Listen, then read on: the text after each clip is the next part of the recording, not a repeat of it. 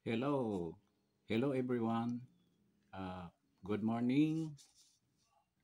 You're in a new channel, the Justin Talk News PX. I hope you're enjoying everything, what you're doing right now. Sana okay kayo. Kumusta kayong lahat? Uh, we're fine here, uh, but we have some problems. Right now, today we'll be broadcasting a very serious and controversial topic. Uh, you know, uh, the past 2 days, medyo lahat na happenings in the Philippines, medyo nag-fast track. And we were so surprised with what happened, especially in the hearings in the House of Representatives.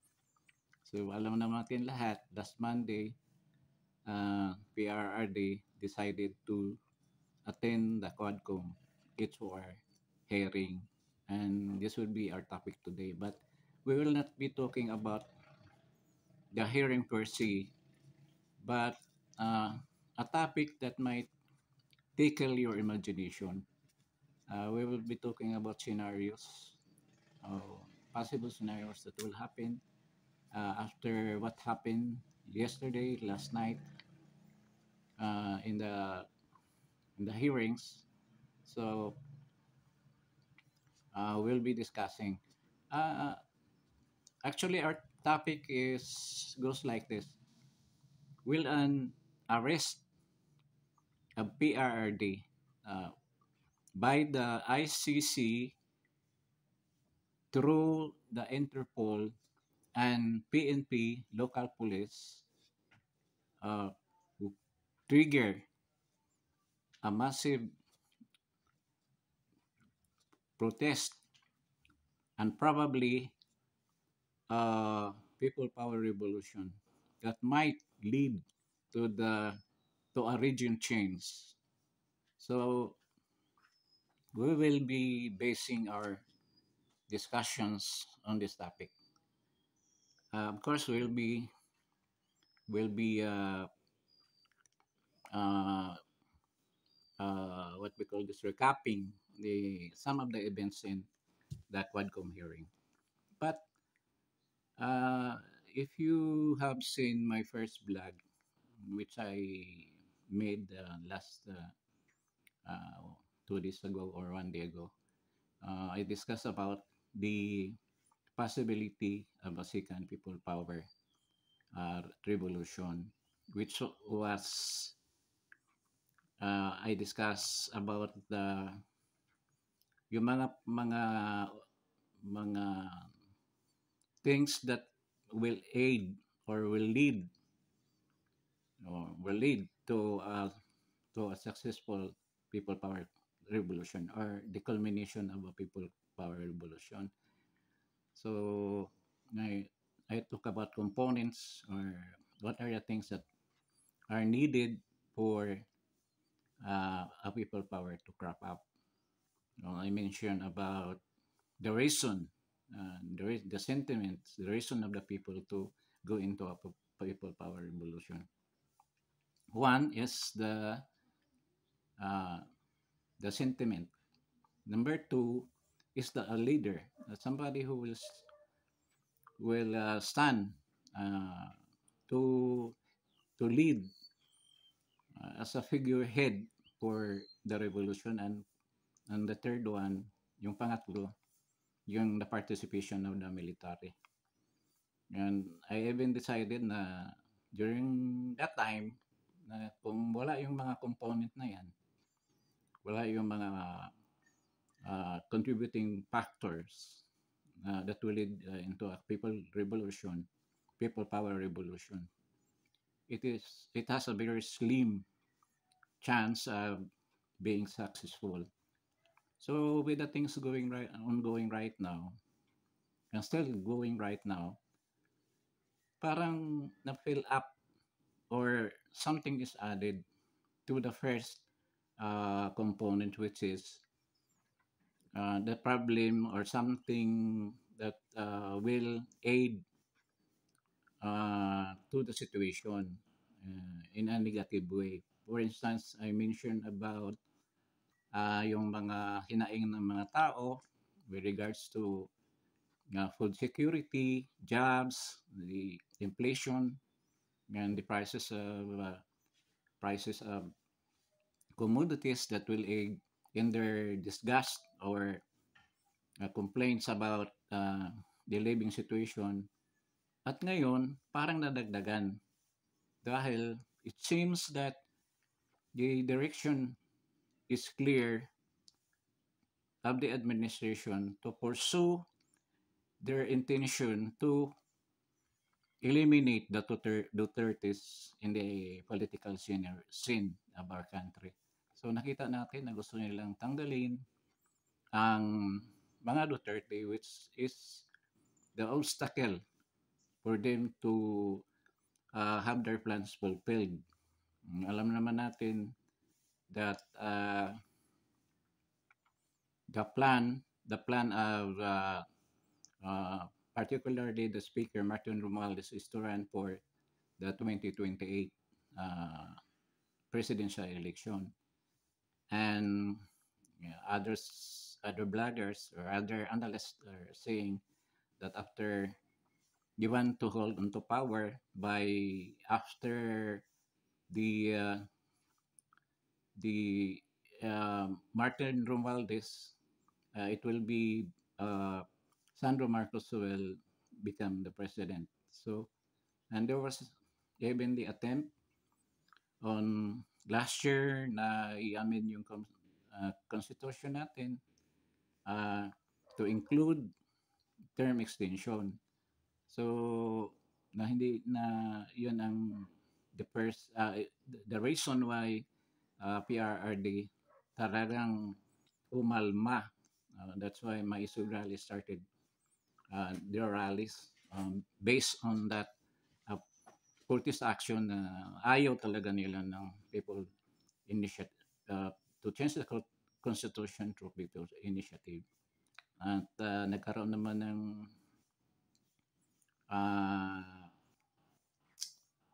ang Senate was also against that, particularly Senator Villanueva, which openly uh, have a very controversial speech against Saldico.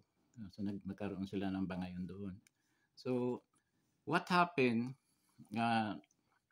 going back to the Quadcom hearing, these rebels, which was a secret before, because the president is always telling us that we're not going back to the ICC. But this is a build maneuver to the real intention nila na talagang ipurso yung ICC as a tool to silence President Duterte or to make Duterte go big, big then, or and in exchange that he will not criticize the government or stop this Maisog rallies. So yun ang nakikita ng marami na ginagawa ng ang administration. So this ICC thing was just a lot of people are saying it will never happen because the president has a policy of not to his administration to go back to ICC. But contrary to that declaration of the president, ang nangyari, the HOR, the Quadcom, and even the Secretary of Justice is mounting that it is possible, or they are preparing uh, some documents to be submitted to the ICC for the investigation of the extrajudicial killing of PRRD.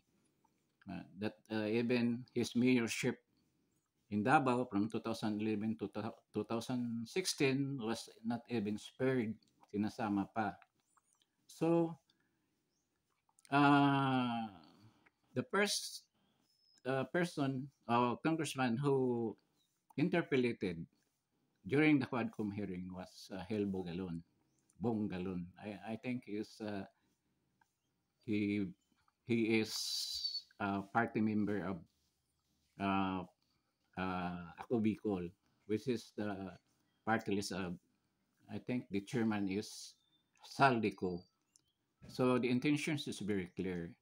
And I don't think uh, uh, the speaker has no hand on it. It's clear that it was upon the directive of Speaker Romualdez. So what happened during the interpellation? Uh, but on the first, before the interpellation, there was a mention of the ICC during the opening speech of Arlene Brusas and his interpellation. Na-mention na yung ICC. Then, nung part na naman ni Hilbong nagkaroon na ng interpellation, uh, he uh, interpreted Trillanes, then Nery Colmenares, then may side bit pa doon sa ni Attorney Conti, then Laila de Lima. Of course, si Laila de Lima naman talaga ang uh, with Trillanes, proponent on this complaint in the ICC. Ngayon, the base, ang basihan nila doon sa filed complaint on 2016 and the DDS, what they call AG case in Davao, they collected all those documents and filed on the ICC on 2016. So, ito yung basis nila, and even Trillanes is saying he mentioned uh, about the murders in Davao, the, his allegations na si Las Cañas and Matubato, and De Lima also mentioned Matubato, that they have evidence that uh, they are accusing PRRD na talaga siya ang nag-head ng this EGT sa Davao. Siya ang nag-utos. So, it was also mentioned na by Nery Minares na I think it was Nery Minares who said that the executive secretary, sino bang executive secretary ni BBM? Si Anton Lagdamio, di ba? He's the exec secretary even have commented that they have no recourse but to follow if ever a warrant of arrest will be issued against PRD. They will follow. They will not intervene in the execution of the warrant, search warrant. They mentioned about search warrant on PRD. And this will be headed by the Interpol. And of course, because the Interpol, wala naman silang police force, normally, kung anong country yun na pupuntahan ng the Philippines, they will talk to the local police. So the local police, because PRD is already a civilian, will be the one who will serve the search warrants para kay PRD. And this is very alarming dahil parang deja vu yung nangyayari sa KOGC. So we will be seeing similar scenario. So this is one of a very grim scenario. Pasukin na naman nila ulit ang Davao and magdala sila ng napakalaking puwersa para pilitin na mapasuko si President Duterte. So we will be talking that scenario kung mangyayari. Later on, pag-usapan natin yung mga scenarios when President Duterte, sana naman hindi mangyari, will be arrested by our local police. So maraming questions about that. So si Nery Colmenares, uh, have said that uh, it the the hearing and after they filed the complaint, kasi ang nag-complaint yung mga parents or relatives, those who are um, uh, those who are uh, killed during the drug war. uh, it was the basis of their complaint. Ngayon, there nagkaroon ng investigation, as what they're saying, kasi nagkaroon ng hearing ng, and the result of the hearing, uh, two three have approved the investigation to pursue. So tuloy yung investigation.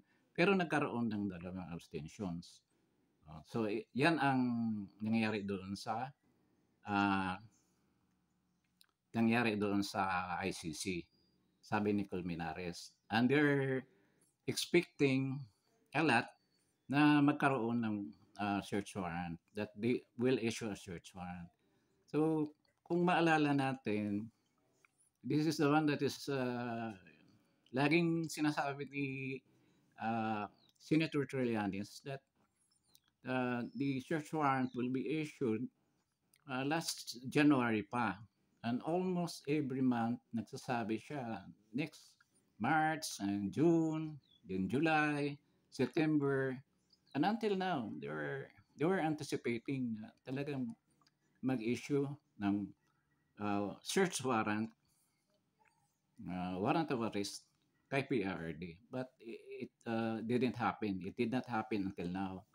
So, anong implications nitong mga bagay na to? Kasi a point was raised, no? Nagkaroon nga ng medyo unfair nga doon sa hearing, that ang daming nagsasalita against PRRD with regards to the ICC matter. Nandoon si De Lima, si Trillanes, then si Raul Manuel, partly nagsasalita dyan. Then, anong una si Arlene Brusas. Then sa side ni President Duterte, wala man lang nagbibigay ng counter explanation not regarding what I mean is that he has Attorney Panilo, then Bebot Bello and Attorney Bilgra with him. And hindi naman sila pinagbibigyan ng chance na mag-explain or to prove their point regarding to the matter that was discussed on the floor. So talagang nagsalita si President Duterte na to give justice naman or fair play, kailangan bigyan sila ng chance to explain. So it was Bingbong Medialdia, because he was the executive secretary of President Duterte during his term, siya nagsalita. Siguro siya ang alam na niya yung real score about the issue.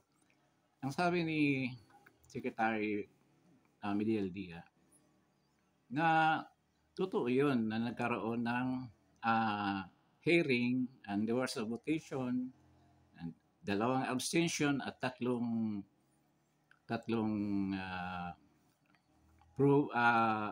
approve vote para ituloy yung investigation.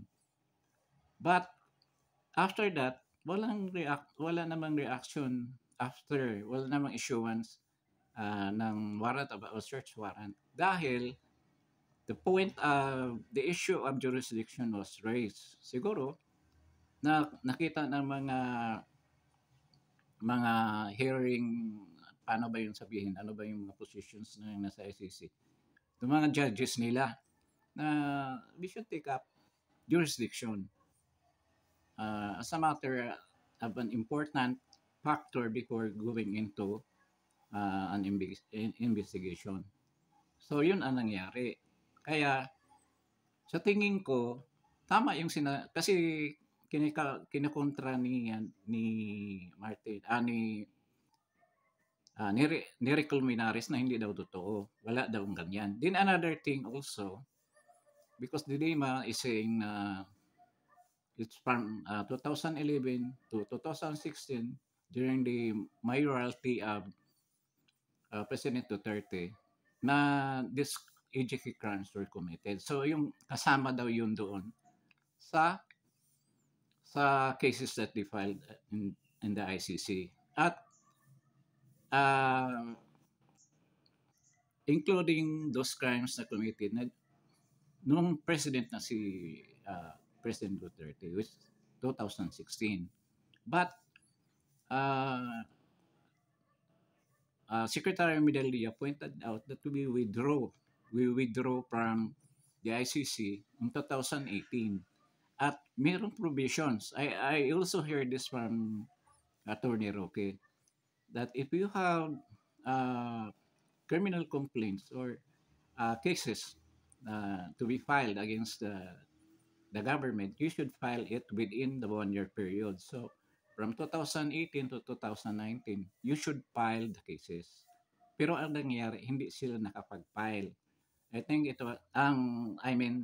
Tina Trillanes was not able to file any case uh, during that period. So whatever cases that they will file, hindi na dapat pansinin uh, ng ICC because that's the regulation of the ICC.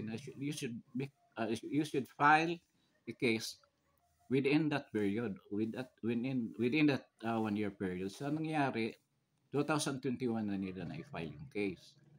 So I think isa yun sa mga basis. But nagkaroon ng hearing. So the stronger point na talagang sa tingin ko lang na kinoconsider ng ICC was the question of jurisdiction. So ano ba itong jurisdiction? Jurisdiction is kasi yung mga cases na ganyan, AGKs, genocide, mass murders na sinasampa sa ICC, mostly on African countries, ay doon sa mga state na non-existent yung justice system. Wala na sila. Some of them are become dictatorship, regime, authoritarian government. So wala talagang justice system. Kasi yung leader na nag-head, the dictator, hindi siya ang mag-decision. So siya ang nagiging judge, jury, and everything, executioner sa country na yan. Yan ang nangyayari sa mga African countries. So, but as what President Duterte, not one was imprisoned. Hindi ko sabi niya,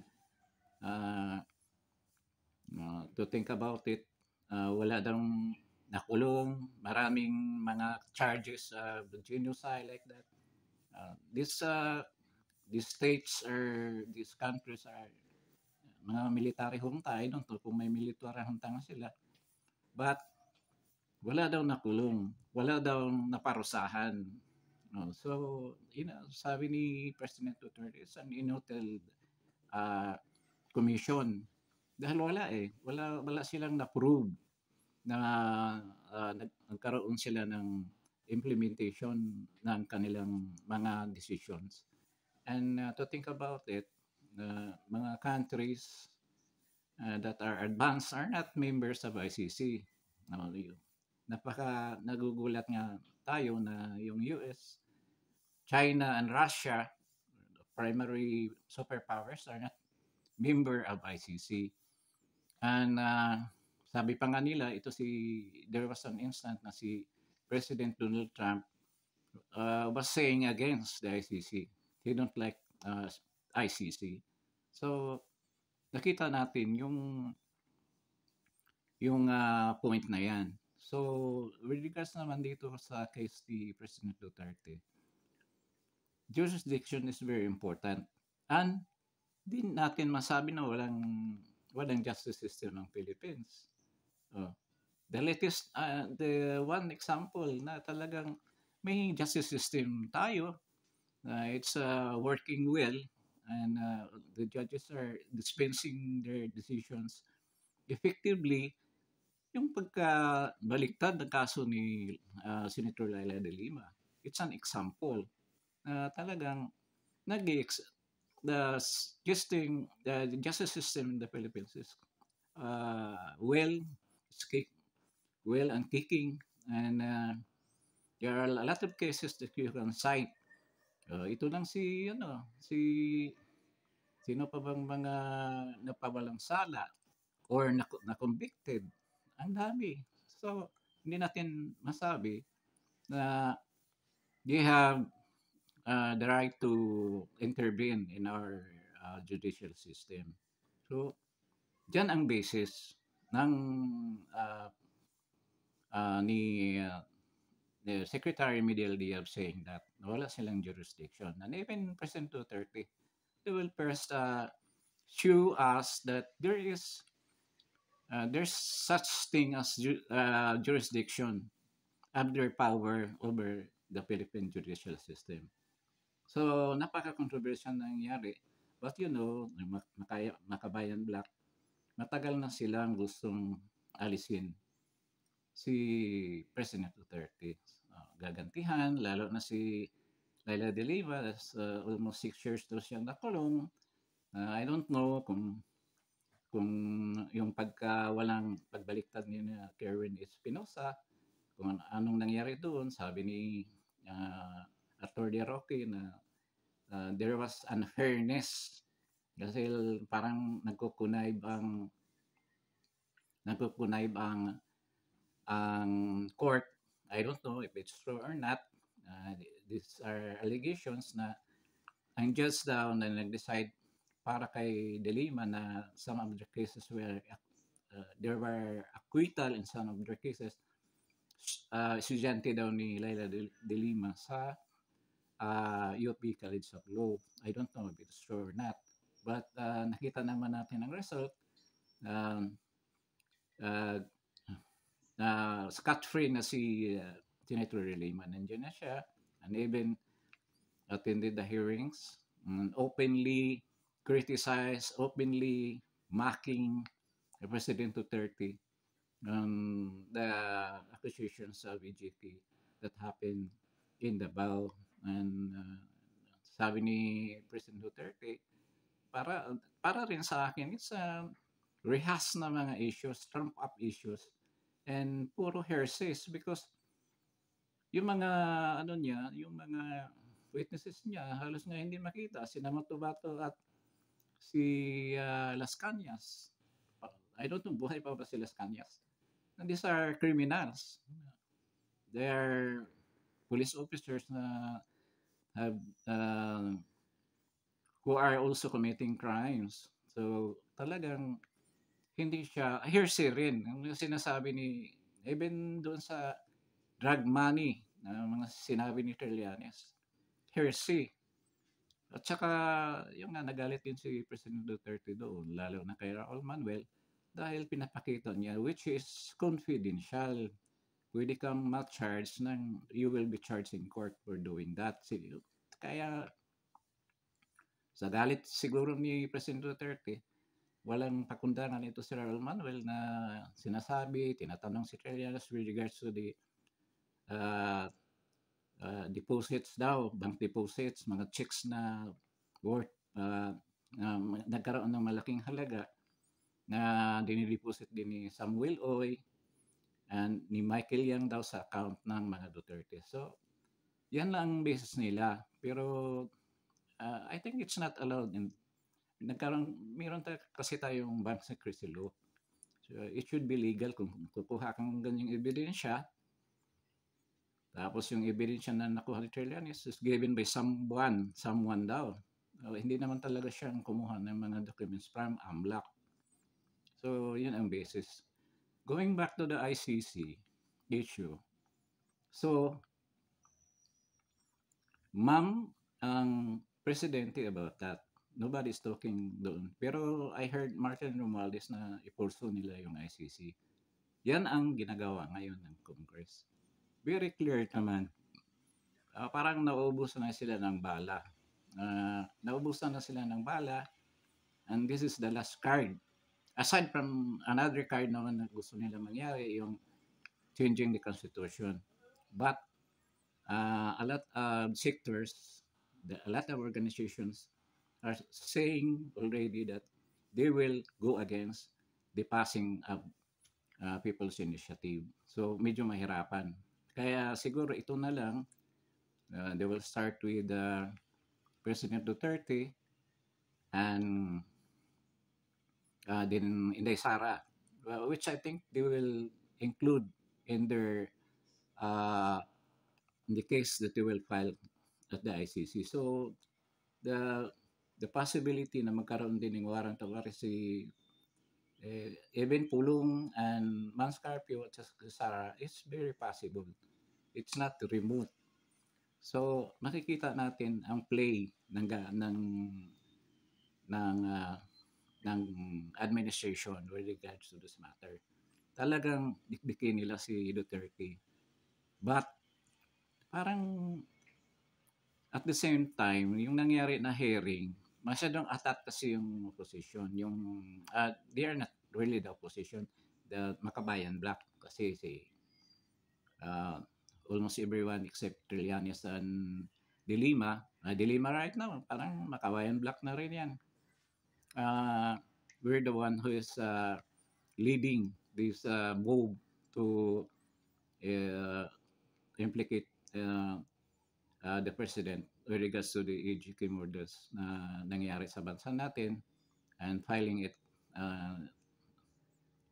in the ICC. So, ang mangyayari ngayon, ang hinahantay nila, yung search warrant na i-execute daw ng police force natin. But isa sa mga blunders na nakita ko, yung pag-expose nila prematurely ng plan ng Makabayan Black. Masyadong attack sila na mangyari yan. Masyado silang confident na mayroong warrant of arrest na ma-issue against President Duterte. But with the hearing last night, I think they're telegraphing their punches.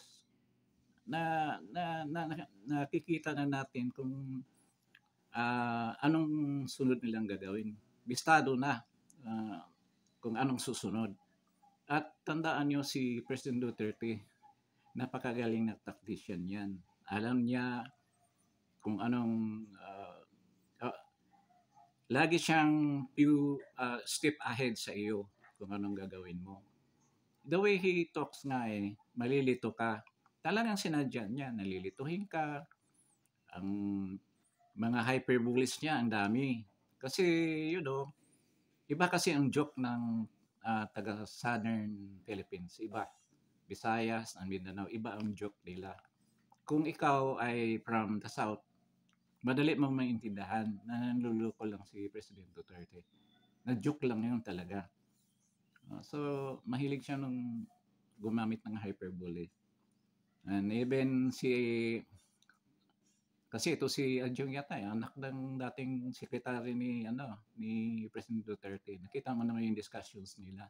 Mostly on the improvement of laws, revision of laws, paano i-implement yung mga bagong batas, paano gagawin na magiging effective. Yun ang discussions.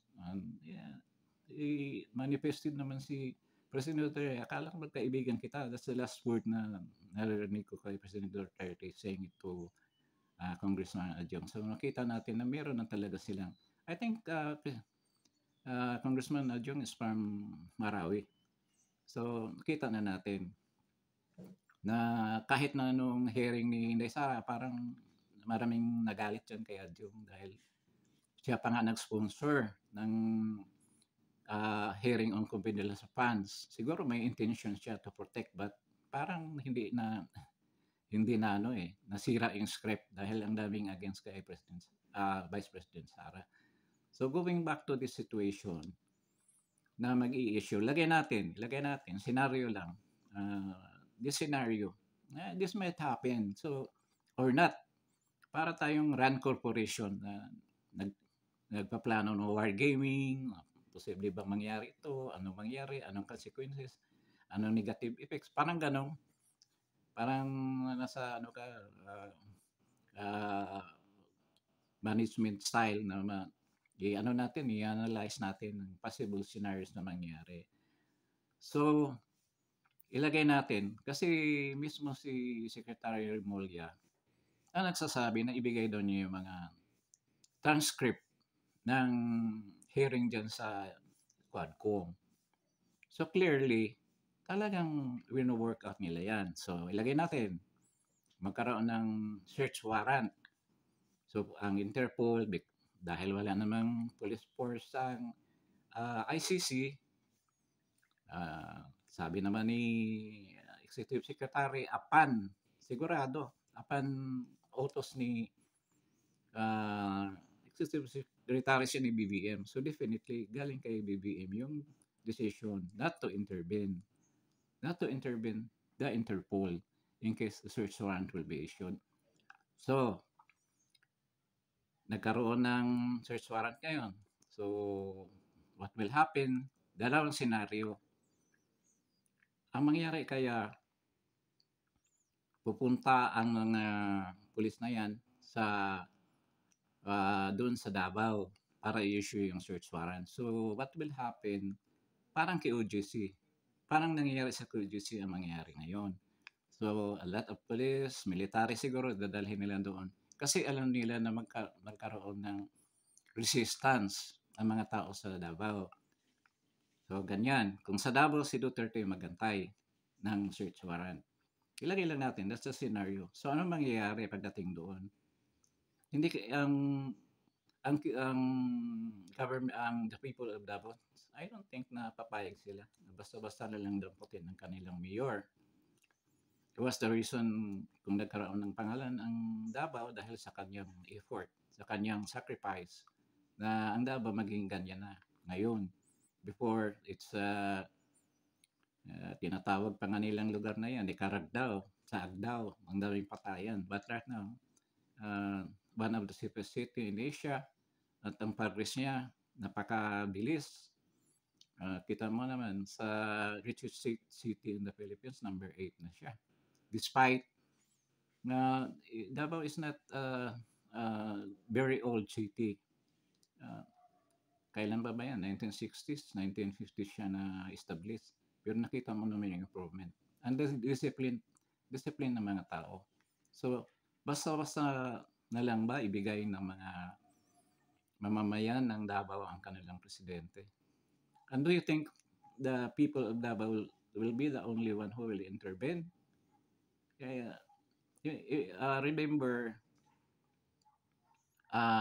Normie Suarez, I think yung MNLF, there is an MNLF headquarters in Davao.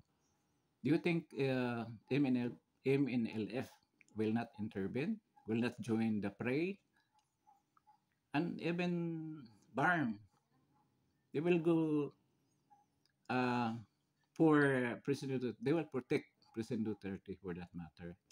And these people are exposed to bloody incidents, violence for time immemorial. There is always conflict in that area. Nakita naman natin sa Marawi. There's a possibility that it will be a bloody encounter.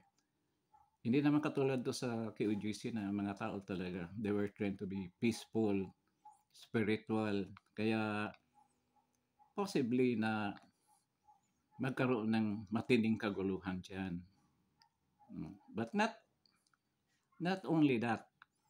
Kung mangyari yan, paano na lang if President the supporters of President Duterte will start a people power here in Manila. At the same time, with other key cities, ano mangyayari sa government? Can they control a million of people going to the streets? Mahirapan. Ilang lang ba ang mga pulis? At nakakasigurado ba sila?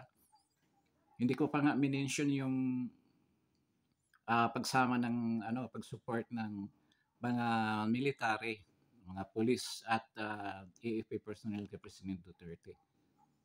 It's been going around mga generals na mga retired sa PME that they are very disgruntled with the government and possibly possibly lang they will join the revolution.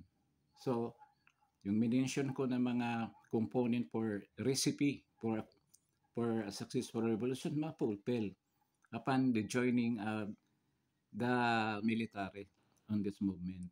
So, delikado talaga ang presidente. Delikado ang administration ng BBM. And I don't know bakit sumama pa sila sa leftist group para i-insist itong pag-aresto ni President Duterte. Ang delikado din yan kasi we don't know kung anong mangyayari. Will it be a bloody revolution or not a bloody revolution? We don't know.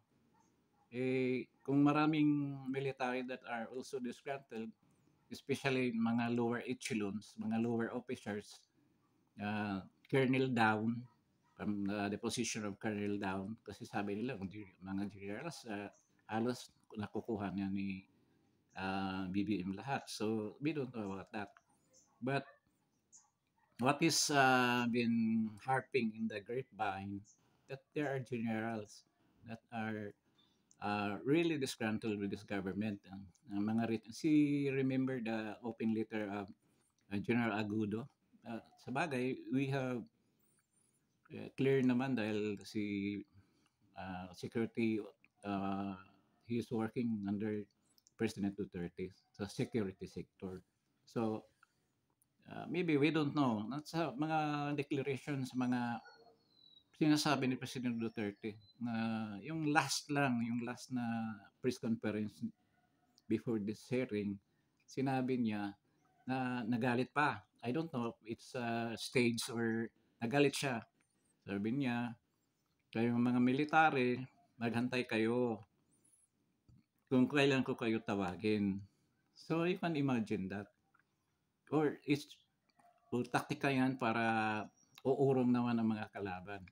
Kaya si President Duterte talaga, napaka cheese master, grandmaster.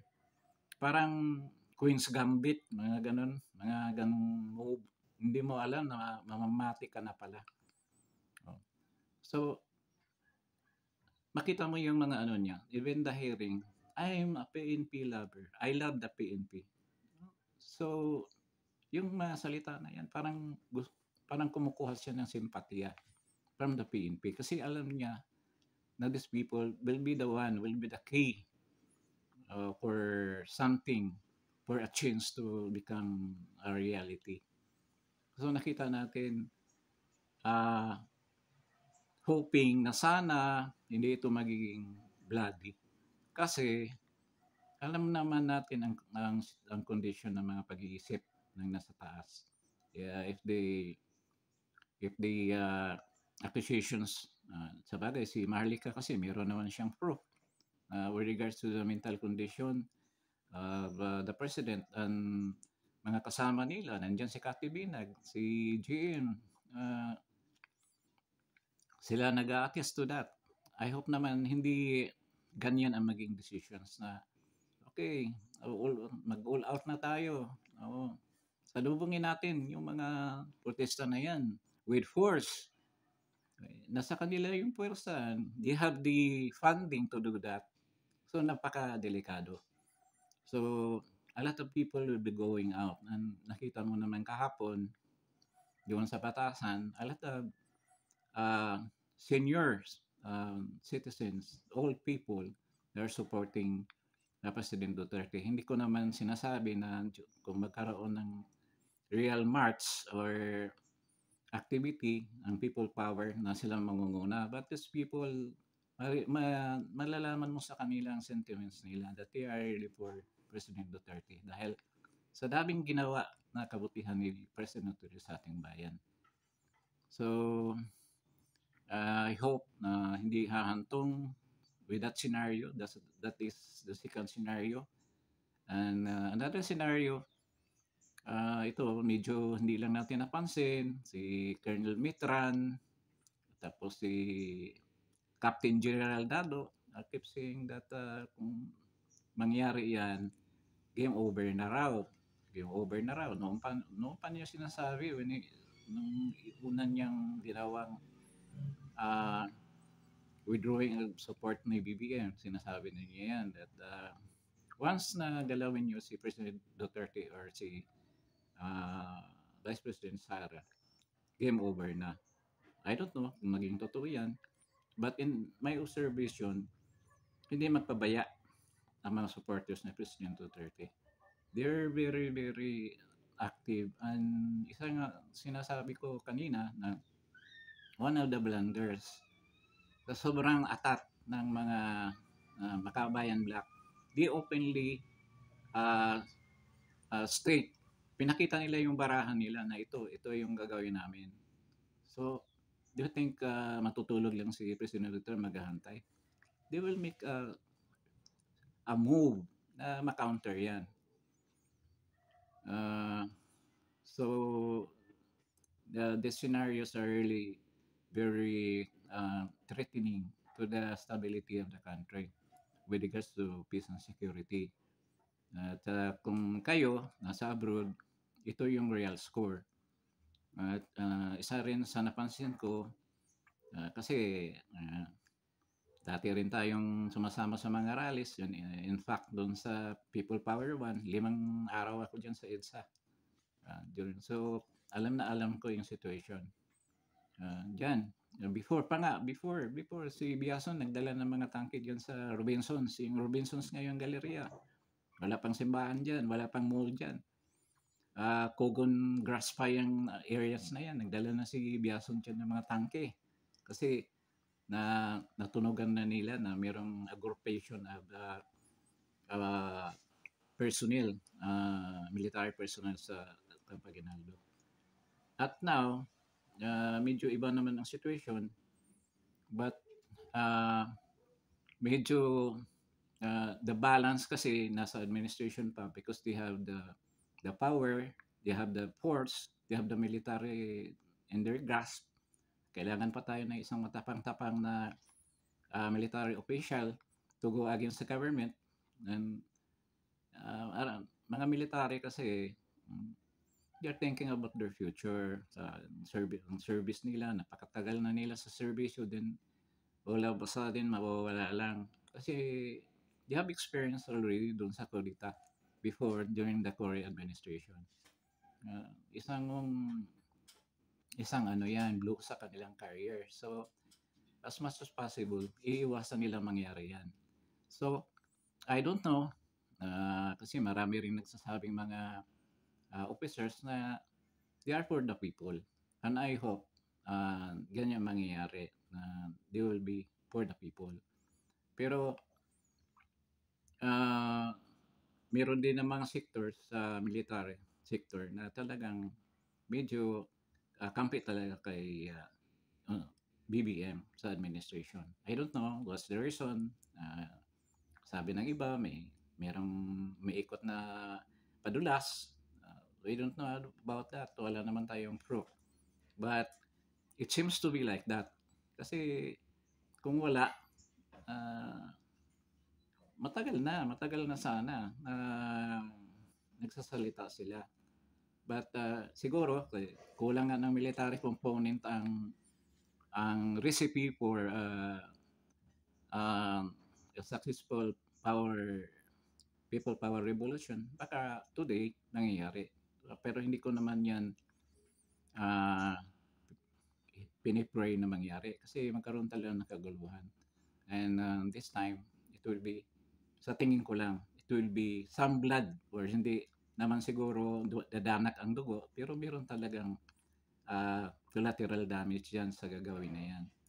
And The other thing also na pwedeng mangyari, this is scenario number 4, kung si mismo si BBM ang mag-decide to stop all this yung mga ginagawa nila ngayon na pag-iipit ni Inday Sara and President Duterte. So, kung siya mag-decision, kung pakinggan siya. Kasi sabi nga nila na parang hindi na niya kaya i-handle yung mga kabinete niya, ang asawa niya, si pinsan niya, hindi niya kayang i-handle to control them. And meron ng ibang sektor nagsasabi, hindi naman talaga siya ang presidente because parang wala na siyang hawak sa decisions with regards to the situation of the country. Especially sa budget. Yan ang sinasabi nila. Hindi siya naghumahawak ng budget. Alam na natin na hindi Sara is saying si Saldico at saka si Speaker Martin Romualdez. So, napakagulo ng Pilipinas ngayon sa totoo lang. Aside from the difficulties sa business, alam ba ninyo yung mga maliliit na business, yung mga hanap buhay talaga, bread and butter, halos mawala na. Ang nag-i-exist na lang, tindahan, karinderya. Pero yung mga RTWs, mga ano-ano dyan, yung spa, wala na yan. Ang daming walang trabaho sa totoo lang. I don't know kung paano sila nabuhay. Kaya ang daming racket dito sa Pilipinas ngayon. It's not the same. 2 years lang, wala na. Talagang burado na lahat. So, alam ko yan because halos araw-araw ako lumalabas dahil sa work ko. And I've been talking to a lot of people. And yan ang sentiments nila. Kaya napakalungkot na kung nangyari na, wala na tayong magagawa. So the best way that we can do, kung mayroong mga activities that will prove to be very beneficial to the people and to the country, let's join. Magko-comments tayo sa mga social media accounts ng mga vloggers. Yun lang gagawin natin para naman any transition will go smoothly. Hindi ko in-encourage na sasama tayo sa mga rallies na yan na magugulo. Sabagay, may edad na tayo. Hindi na katulad noon na mabilis tayo tumakbo eh. Ako sa Mindoro, mabilis ko tumakbo. Kung meron ng puputok na shotgun or puputok na tear gas, takbuhan na kagad. So, kasi noon sa first quarter storm, yun, sa UP, yan, nandun kami yan. So, alam ko yan, yung mga street rallies naman. And the only thing ngayon, kagandahan, kaya nga, medyo ang mga tao rin, ayaw na ng street rallies. Pero, I think may effectivity din naman ng social media. Kasi maraming taong nagigising. Especially kung sila ay concerned sa situation na of our country. And mga OFWs, kung kayo ay nandyan, kailangan lagi kayong magpaalala doon sa mga anak nyo, kamag-anak, relatives na iwasan muna yung paglabas-labas. It's really not safe to go out, especially kung meron kang iPhone, meron kang medyo mahalin ng cellphone, delikado yan. Tsaka yung mga bags nyo, ang backpack ngayon hindi na backpack, hindi nasa back. Nasa harap na ang backpack ngayon sa Pilipinas. Hindi katulad ng time ni PRRD na ang true meaning of a backpack na it should be worn at the back. Ngayon, front na. Tsaka ako, kung lalabas ako, talagang dapat secured yung pera mo, kung saan mo ilagay, huwag mo basta-basta saan ilagay. So alam mo na, ang saan pinaka-safest part of your body na ilagay mo yung pera mo. So, alam mo na kung saan.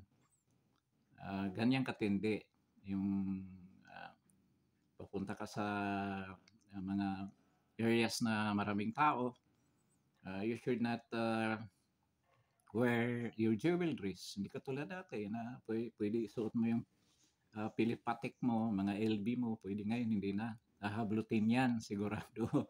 So, yan ang situation.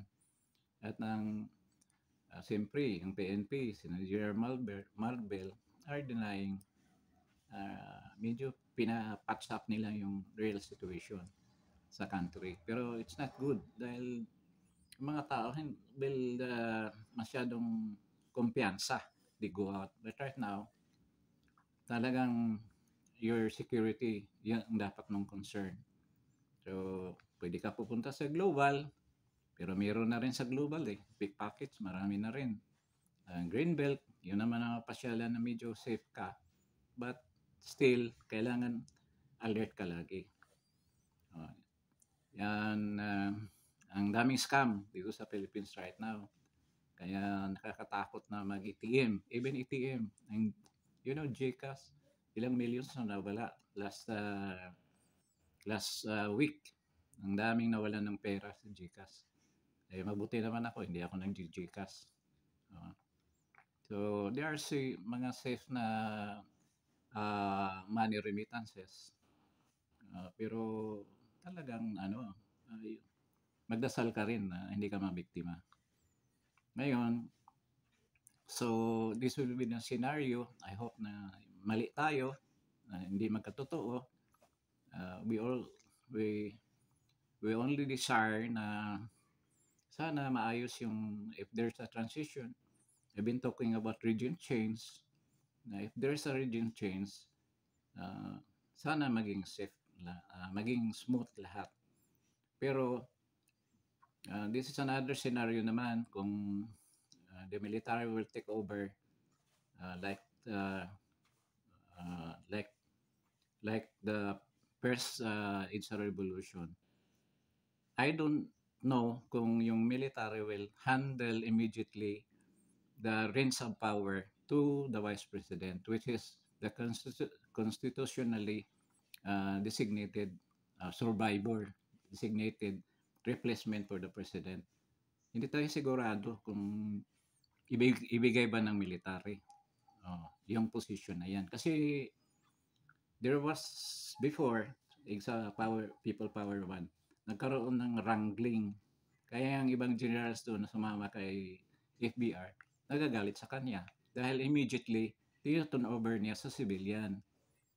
Na revolutionary government naman sana yun. Yun ang argument nila. Yung alam mo naman, may mga ambition din yung mga general noon.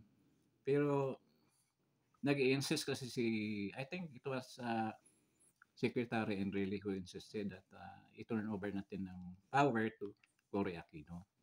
Kasi yung ibang, kasama kasi mga leftist noon na kaya nga na pagdating during the administration of Cory, maraming binitawan na yung mga leftist group, leftist members, mga NPAs. Kaya yun ang one of the reason na nagkudita yung mga sundalo. So, this time, I don't know. Kasi marami nagsasabi na kung halimbawa,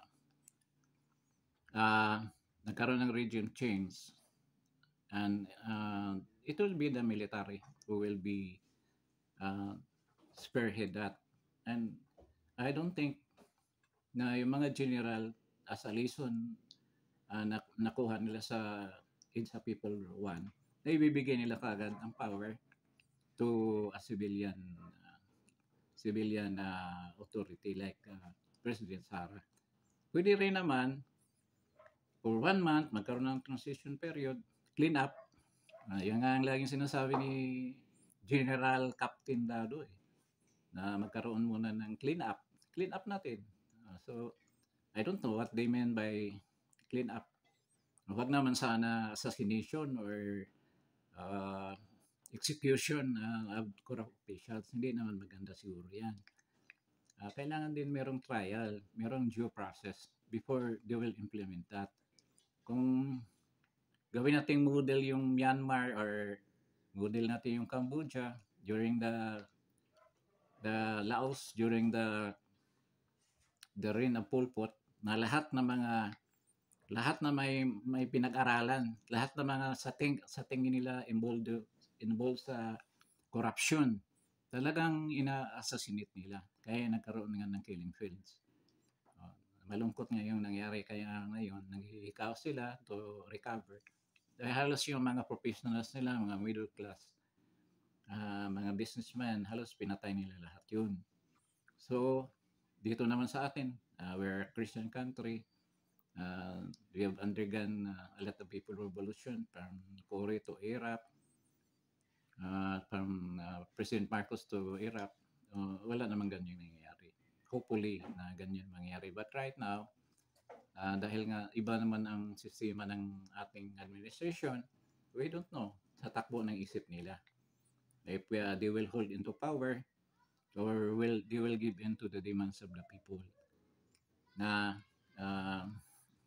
drastic change have to be made para naman babalik tayo sa katinuan. These problems kasi baglang parang nightmare. Gumising ka na lang na ganyan.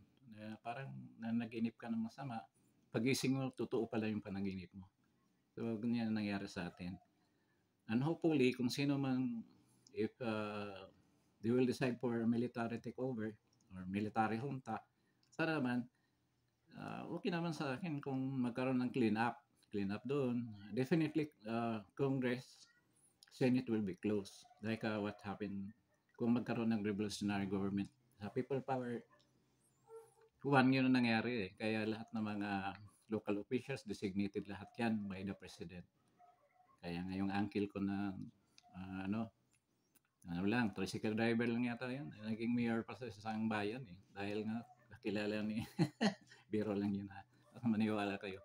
So, sana ganyan ang mangyari.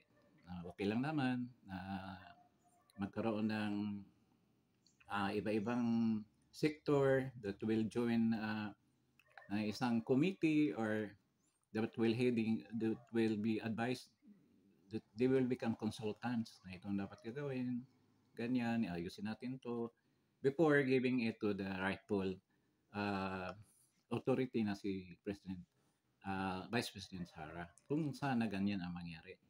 Pero kung si President Duterte, I don't think na tatanggapin niya yan na magiging leader. Kita naman natin ang pride, integrity ni President Duterte. I don't think na ganyan. And I'm not even parang nagkaroon ng si Vice President Sara, tatanggapin yan. If we go into military junta or military takeover. What I'm thinking, siguro kung mangyari yan, si Vice out of delicadeza, si Vice President Sara, hindi niya tatanggapin yung positions na yan. Anong gagawin? She will demand na magkaroon ng election.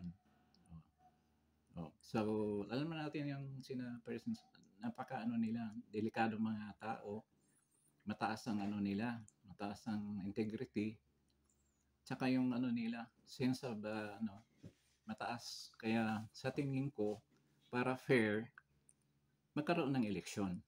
And I think sasama din si Vice President Sara para talaga malinis yung mandate. Kung sino mang manalo, yan talaga ang pinipili ng mga tao. And everybody has the right. Magkaroon ka ng right to take the positions, the helm of the position sa administration ng government. So, I think ganyan mangyayari. Pero itong lahat kasi ng pinag-usapan natin, scenarios lang to eh. But if we miss, meron talagang isang sinabi natin na it will hit the target. Ayun ang mangyayari. So, kagandahan lang tayo, alam natin kung ano mangyayari. We have an idea kung ano mangyayari. So, aware tayo. So, prepared tayo for the situation. Yung iba kasi, shock, bakit ganito? Ba't ganyan? But, dito kasi sa channel na to, we talk mostly mga views lang, mga ganyan, mga political scenarios that will happen. Kasi before, yung mga channel, may channel akong iba na wala na nga lang, nagurgor, malaki na sana yung subscriber. Hindi ko lang pangalanan. But I touch on international geopolitical issues. Doon, dumami ngayon dahil nga sa gera sa Ukraine. But ultimately, ginurgot din eh. Geopolitical issues talaga ang dinidiscuss ko. But right now, dito na tayo, itong situation na to, yung iba, parang nanonood ka ng movie. Napaka-thrilling. Hindi natin alam kung saan it will end up something na maging positive naman sa atin or worse kung magiging masama naman sa atin at sa buong Pilipinas. So we're not praying for that. We're praying for everything to turn up smoothly. Walang malagas na buhay. Napakalungkot kung ganyan mangyayari sa atin. Tayo-tayo, nag-aaway, pangit yun, di ba? So dapat kung tayo, sabi pa nga nila, mabuti pa siguro may magkaroon tayo ng common enemy para magka-unite tayo. But looking back sa history natin, parang hindi eh. Parang hindi tayo nagkaisa talaga. Siguro nung people power one, pero sabi nila sa EDSA lang yan, sa Pilipinas, sa Manila lang yun. Pero I don't know right now with the existence of social media, I think everybody is aware na sa nangyayari kasi everybody has a cellphone. Despite yung iba, medyo nahihirapan bumili ng load, but at least they can silip-silip lang sa cellphone kung ano nangyayari. So nakakatulong din na malaki. So I think medyo mahaba na yung discussions natin. I hope na you will stay aware, prepared, and join causes na makakatulong sa atin. Joining a rally is not bad, it's good. Kasi naging active tayo, naging aware tayo sa rights natin as Filipinos. Kung karoon man ng transition into another government or the regime change, as long as it is will do good for the country, go ako dyan. Kahit na I'm a political person, but I'm giving everybody a chance. Pero sabi pa nga nila, wala na eh. It's been 2 years. We're giving a chance. And sa bagay, naniwala naman ako ni President Duterte noon pa. Alam namin eh what will happen. Kahit na ako, alam ko na. Parang mali yata ang karamihan ng mga Pilipino. Ang iba naman, umaamin. Kaya nga, pinanganak yung word na nabudol eh. Di ba? Pero ako hindi ako nabudol. Marunong ako mamili ng kandidato ever since. Kaya nga, bihira lang ako nananalo sa I bet on the presidential candidates.